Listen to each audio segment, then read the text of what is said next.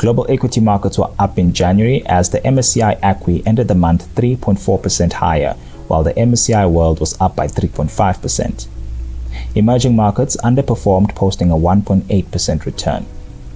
The S&P 500 was up by 2.8% over the month, while the FTSE 100 was up by 6.2%. Asian markets were mixed over the month as Hong Kong equities were up by 1.2%, while Japanese equities were down by 80 basis points. Global property rose by 1.33% over the month. Sovereign bonds were up by 46 basis points, while investment-grade bonds were up by 51 basis points. Emerging market bonds outperformed, posting a 1.41% return. Over the month, BlackRock and Veritas appeared amongst our top performers, while 91 was amongst our bottom performers. Two funds were included in our quantitative radar. The Global Preserver Fund of Funds still has the Fidelity Global Multi-Asset Income Fund in the qualitative radar. The Global Preserver Fund of Fund USD class underperformed the sector by 5 basis points, with 3 out of 5 funds outperforming.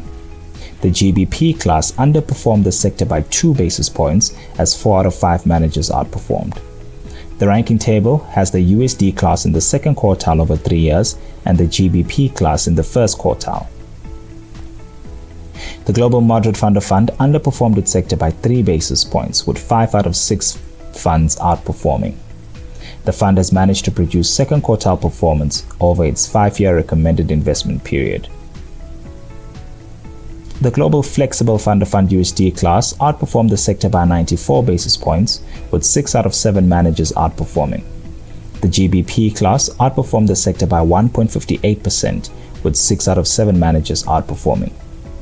Both funds are in their first quartile over the 7-year recommended investment period. The Global Creator Fund of Fund outperformed the sector by 1.15%, with 6 out of 10 managers outperforming. The fund is in the first quartile over its 7-year recommended investment period.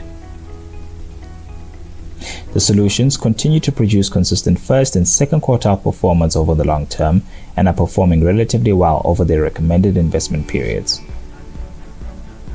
Looking at the 3-pillar approach, even with the volatility, the team are still achieving their objective of delivering consistent above-average performance at below-average risk while maintaining a competitive price. Thank you.